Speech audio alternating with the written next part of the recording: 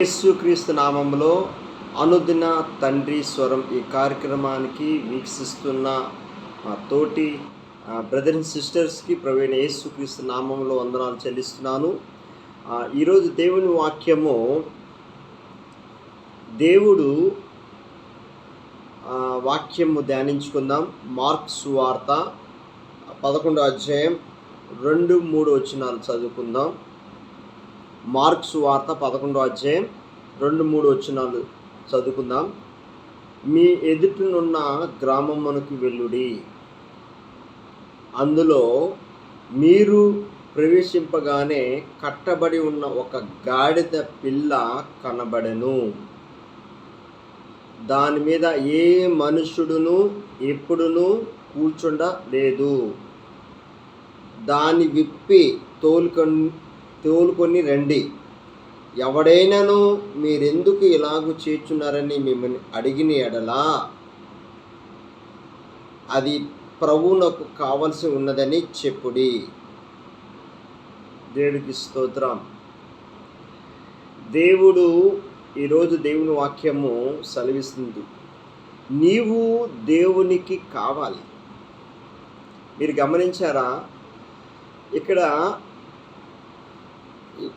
ఎంతోమంది కుటుంబంలోని గుర్రాలు పెంచుకుంటారు, కుక్కలు పెంచుకుంటారు, మరి అనేక రకాలుగా. ఈ మధ్యకాలంలో ఎక్కడో ఏదో కంట్రీలోని పాములు కూడా పెంచుకుంటున్నారంట. అనకొండ ఏదో చిన్నది, అది శత్రువు అని తెలియట్లే. కానీ మీరు ఎప్పుడు కూడా గాడిద కోసం ఎప్పుడైనా గమనించారా? బరువులు మోస్తుంది. బరువులేటి సాకులోల దగ్గర ఈ బట్టలన్నీ మోస్తాయి, దాని మీద భారం పెట్టి ఆ గాడిద మోసుకుని వెళ్తుంటుంది. ఇక్కడ ఏ మనుషుడు కూడా ఎప్పుడు కూడా కూర్చునలేదు గాడిదని. ఎప్పుడు ఇక్కడ దేవుని వాక్యం సెలవిస్తుంది, ఎవడైనాను మీరెందుకు ఇలాగ చేర్చున్నారని మిమ్మల్ని అడిగిన ఎడలా అది ప్రభువునకు కావాల్సి ఉన్నది చెప్పుడి. గాడిద అంటే లోకములో దేనికి పనికిరాదు గాడిద. ప్రభువు మనల్ని పిలుచుకున్నాడు, దేనికి పనికిరారు. యేసుప్రభు శిష్యుల్లోని పామరులాలు, జ్ఞానవంతులాలు, జ్ఞానం కలిగిన వారా? యేసుప్రభు ఏర్పరచుకున్న శిష్యుల్లోని జ్ఞానం కలిగిన వారా? పామరులు, చేపలు పట్టేవాళ్ళు, జాలర్లు. యేసుప్రభు పిలుచుకున్నాడు.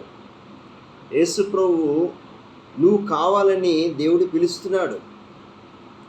ఆయనకి నువ్వు కావాలి. ఎందుకు?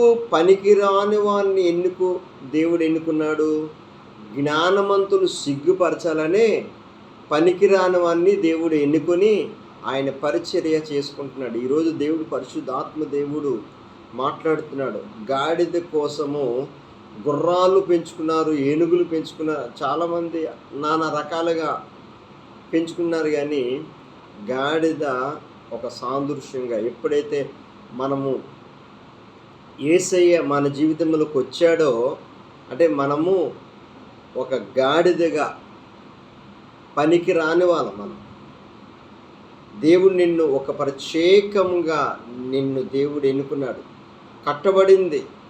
అక్కడ దేవుని వాక్యము 2వ వచనంలోని మీ ఎదుటున్న గ్రామం వెళ్ళుడి, అందులో మీరు ప్రవేశించగానే కట్టబడి ఉన్న ఒక గాడిద పిల్ల కనబడెను. కట్టబడి ఉన్న ఒక గాడిద పిల్ల. ఎంతోమంది నిన్ను అవమానపరచచ్చు, ఎంతోమంది నిన్ను నిందించవచ్చు, ఎవరు నిన్ను పట్టించుకోవట్లేదు. బంధకాలలో నువ్వు తాగుడికి బానిసైపోయాము, వ్యభిచారానికి బానిసైపోయాము, అనేక వ్యసనాలకి బానిసై చీకటి శక్తులతో బానిసత్వంగా ఉన్న వారిని ఆ పరలోకం విడిచి ఏకైక కుమారుడైన యేసు క్రీస్తు ఈ భూలోకానికి పంపించి పనికి రాని వాళ్ళ మనల్ని ఆయన ఎప్పుడైతే యేసు ప్రభు గాడిద మీదకి ఎక్కాడో, అక్కడ కిందన వచనాలు రాసుంటాయి, మీరు గమనించాలా. ఎప్పుడైతే ప్రభు గాడిద మీదకి ఎక్కాడో ఆ చోట ఘనత వస్తుంది. ఇక్కడ కిందన చూద్దాం. ఆ గాడిద పిల్ల యేసు నొద్దకు తోలుకొని వచ్చి 7వ వచనం, తమ బట్టలు దానిపై వేగా ఆయన దాని మీద కూర్చుండెను. అనేకులు తమ బట్టలను దారి పొడుగున పరిచిరి. కొందరు తమ పొలములో నరికిన కొమ్మలను పరిచి, మరియు ముందు వెళ్ళుచున్న వారు వెనక వచ్చుచుండిన వారు, జయము ప్రభు పేరిట వచ్చేవాడు స్తుతింపబడునుగాక, వచ్చుచున్న మన తండ్రి అయిన దావీదు రాజం స్తుతింపబడునుగాక, సర్వోన్నతమైన స్థలములో జయము అని కేకలు వేచుండేరి. సర్వోన్నతమైన స్థలములో యేసు ప్రభు ఎప్పుడైతే గాడిద మీదకి ఎక్కాడో ఘనత వచ్చింది. హల్లెలూయా. ఎప్పుడైతే నువ్వు సంపూర్ణంగా యేసయ్యని నమ్ముకుంటావో, ఎప్పుడైతే ఆయన నీ జీవితంలోకి అడుగు పెడతాడో, ఎప్పుడైతే మనము గాడిదగా ఉన్నప్పుడు ఆయన ఎప్పుడైతే గాడిద మీదకి ఎక్కాడో అప్పుడు ఆ గాడిదకి ఘనత వచ్చింది. మనమే ఒక గాడిదలో పనికి రాని వాళ్ళం. ఎప్పుడైతే యేసయ్య మన జీవితంలోకి వచ్చాడో ఘనత మనకి అనుగ్రహించాడు. పనికి రాని వాళ్ళని మనల్ని ప్రేమించాడు. మీరు గమనించాలి, గాడిద కోసము బరువులు అంటే మీరు సాకులోళ్ళు బట్టలు దాని మీద పెట్టి ఆ చెరువు దగ్గరికి తీసుకుని వెళ్తుంటారు. మీరు గమనించాల, బరువులు మోస్తుంది గాడిద. ఇక్కడ 11 మత్తయి సువార్త, ప్రయాసపడి సమస్త జనులారా నా యొద్దకు రండి, మీకు విశ్రాంతిని కలిగజేస్తాను, నా కాడి సులువుగా. దేవుడు చెప్తున్నాడు, మీరు పాపముతో కట్లుతో ఉన్నారు, బంధకాల్లో ఉన్నారు, విడిపించాలనే యేసుక్రీస్తు ఆ సిలువలో ఆ పరలోకం విడిచి ఈ లోకానికి దిగి వచ్చాడు. ఈరోజు నువ్వు దేవునికి కావాలి. కట్లుతో కట్టబడి ఉన్నావు, పాపపు కట్లుతో కట్టబడి ఉన్నావు, బంధకాల్లో ఉన్నావు, చీకటి శక్తులతో, ఆ చీకటి దెయ్యపు ఆత్మలతో ఉన్నావు నువ్వు. ఈరోజు ఆ కట్లు విడిపించాలని యేసు క్రీస్తు ఈ లోకానికి వచ్చాడు. ఆ కట్లు విప్పి ఆ బంధకాల నుంచి విడిపించి. నా జీవితంలో ఒకసారి చెప్తున్నాను, నేను రోజుకి 20 సిగరెట్లు తాగేవాడిని. మీరు గమనించారా? అనేక చెడు వ్యసనాలకి బానిసైపోయాను నేను. అలాంటి చెడు వ్యసనాల నుంచి నా ప్రభువు నన్ను విడిపించాడు.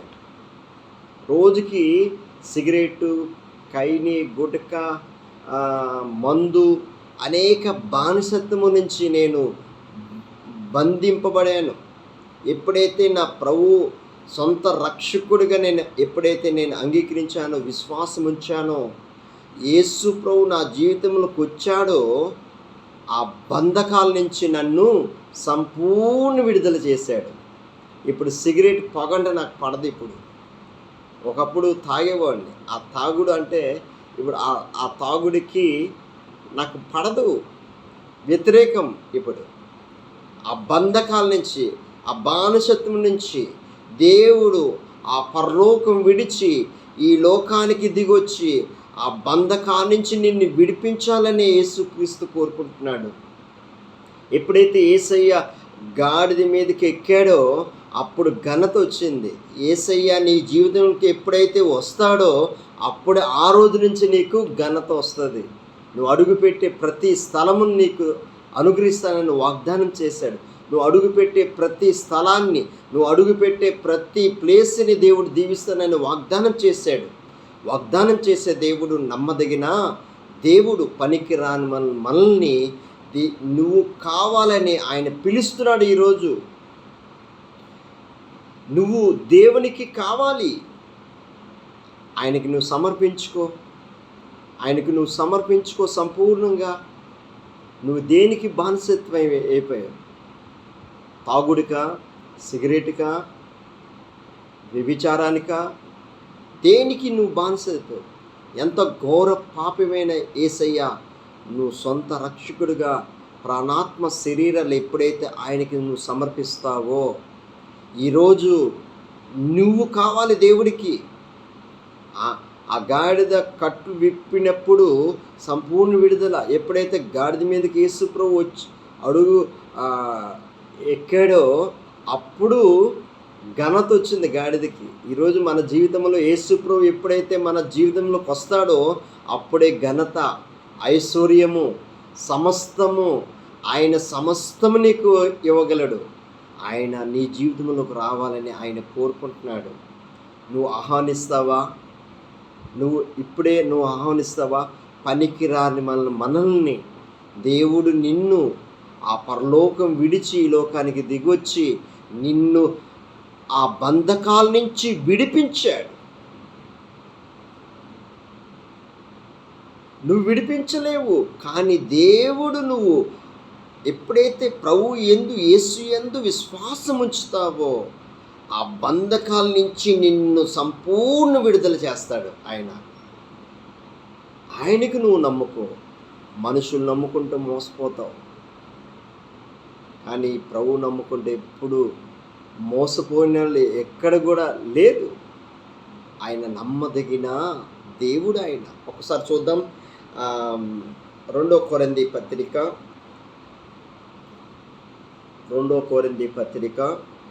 8వ అధ్యాయం 9వ వచనం చదువుకుందాం. 8-9. అక్కడ మీరు మన ప్రభువైన యేసు క్రీస్తు కృప ఎరుగుదురు కదా. ఆయన ధనవంతుడై ఉండి మీరు తన దరిద్రము వలన ధనవంతులు కావాలని మీ నిమిత్తము దరిద్రుడైను. ఎంత గొప్ప దేవుడు ఆయన! ఎంత గొప్ప దేవుడు ఆయన! నువ్వు దేవునికి కావాలి. నువ్వు పాపముతో, కట్లుతో ఉన్నావేమో, బంధకాలతో ఉన్నావేమో, దెయ్యపు శక్తులతో ఉన్నావేమో. నీ హృదయం యేసేకు ఇవ్వు, నీ మనసు యేసేకి నీ హృదయం ఇవ్వు. ఆ బంధకాల నుంచి నిన్ను విడిపిస్తాడు ఆయన. ఆ పాప కట్లుతోనే నిన్ను విడిపిస్తాడు.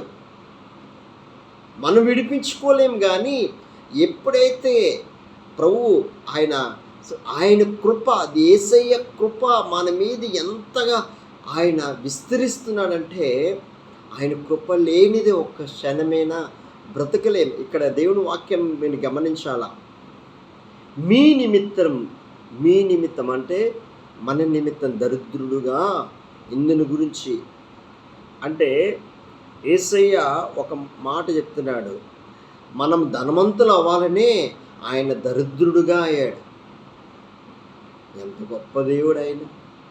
మన కోసము ఆయన రూపములకు చెక్కబడే మనం ఈ లోకములో ఎవ్వరికీ ఇవ్వలేదు. దేవదూతలు కూడా ఇవ్వలేదు అధికారం. దేవదూతలు కూడా పరిచర్య చేయడానికి ఇవ్వలేదు. ప్రభు మనకే ఇచ్చాడు ఆ భాగ్యము పరిచర్య చేయడానికి. ఈరోజు అంత గొప్ప భాగ్యము దేవుడు మన పట్ల ఒక గొప్ప ప్రణాళికతో ఉన్నాడు. నువ్వు దేవునికి కావాలి. ప్రతి మనిషి, ప్రతి బిడ్డ దేవుడికి నువ్వు కావాలి.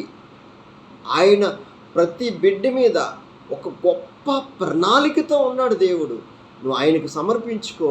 ఎప్పుడైతే గాడిద మీదకి యేసుప్రభు ఎక్కాడో అప్పటి నుంచి ఘనత వచ్చింది గాడిదకి.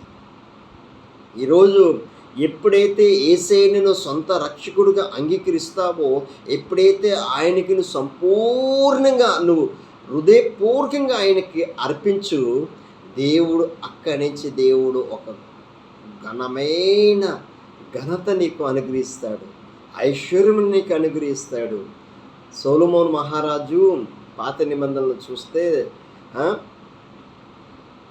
ఏమీ లేదు, ప్రభువా నాకు జ్ఞానము కావాలి తండ్రి అడిగాడు సొలొమోను.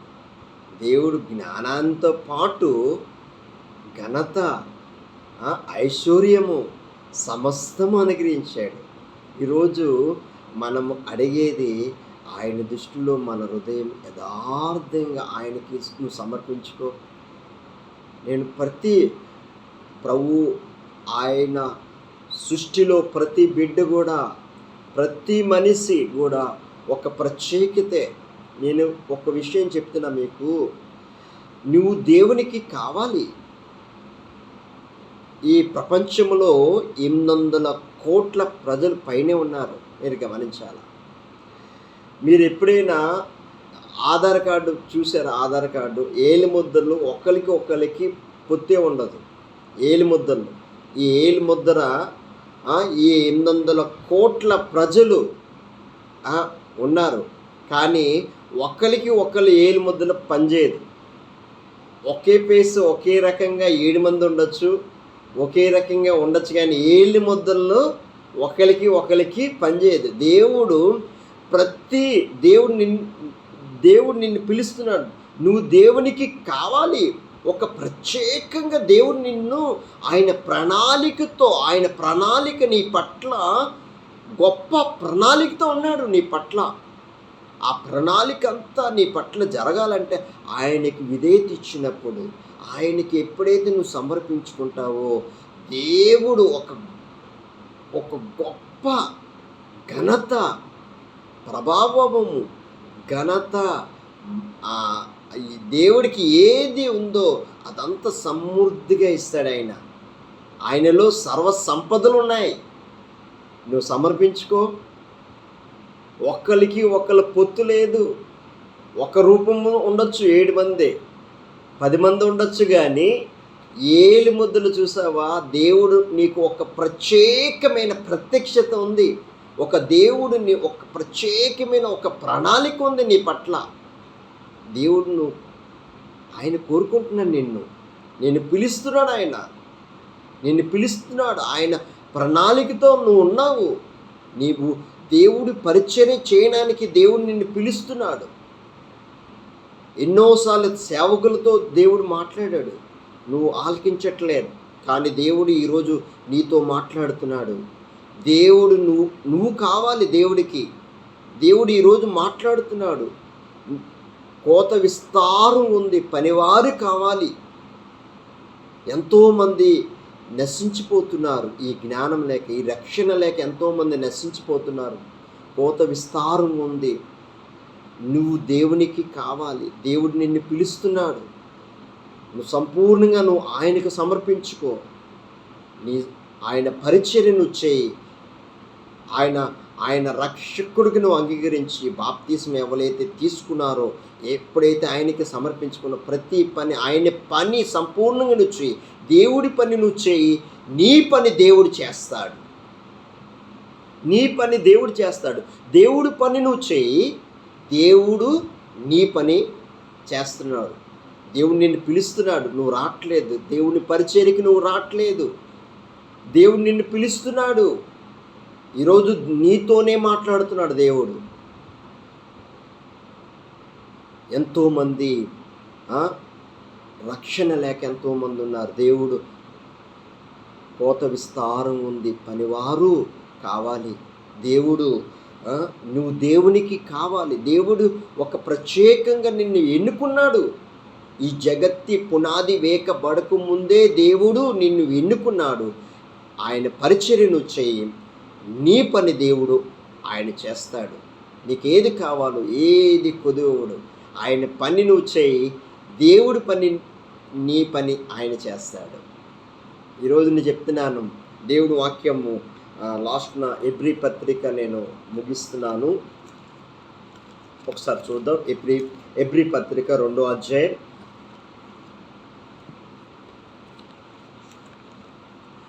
7-9 వచనాలు చదువుదాం. నువ్వు దేవదూతుల కంటే వాని కొంచెం తక్కువ వానిగా చేసితివి, మహిమ ప్రభావములతో వానికి కిరీటం ధరింప చేసితివి, నీ చేతి పనుల మీద వానికి అంధకారం అనుగ్రహించితివి, వాని పాదముల క్రింద సమస్తం ఉంచితివి. ఆయన సమస్తం వానికి లోబర్చినప్పుడు వానికి లోబడకుండా దేనిని విడిచిపెట్టలేదు. తుస్తమందు మనము సమస్తమును వానికి లోబడుటకు ఇంకను చూడలేదు గనుక దేవుని కృప వలన ఆయన ప్రతి మనిషిని కొరకు మరణము అనుభవించినట్లు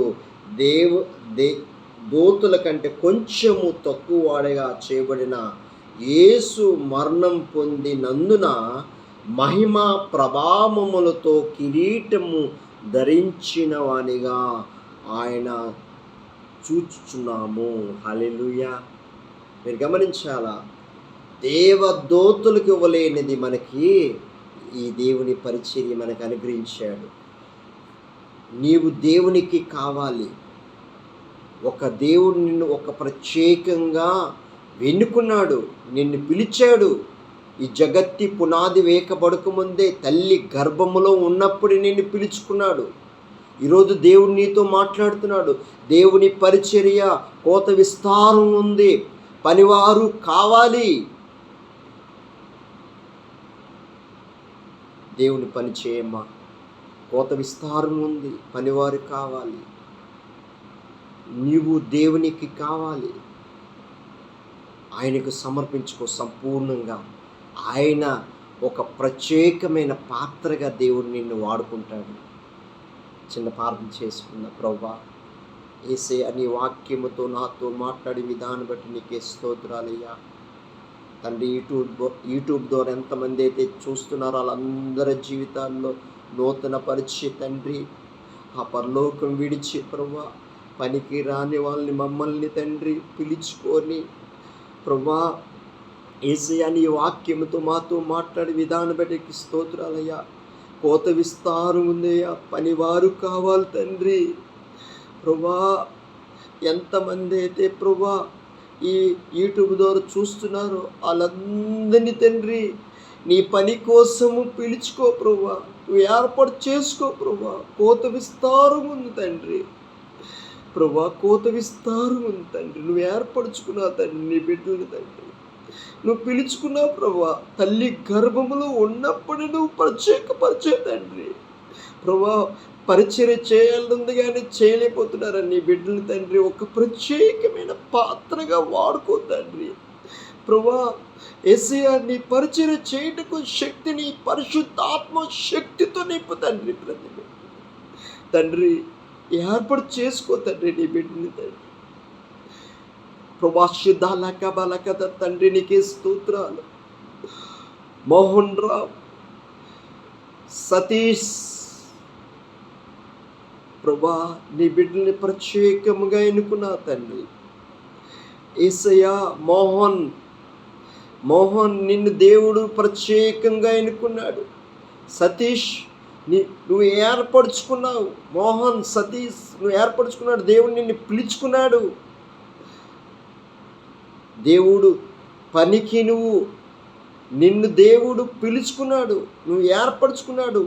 దేవుడికి నువ్వు కావాలి. నువ్వు దేవుడికి సేవ చేయి. నువ్వు దేవుని సేవ చేస్తే దేవుడు నీ పని చేస్తాడు సంపూర్ణంగా. ప్రభువా దీవించి ఆస్వాదించి ఎంతమంది అయితే ప్రభు యూట్యూబ్ ద్వారా చూస్తున్నారు ఈ వాక్యాన్ని నూరంతలుగా ఫలించి తండ్రి దీవించి ఆశీర్వదించయ్యా. యేసు నామమున అడుగుచున్నాను తండ్రి. ఆమేన్, ఆమేన్.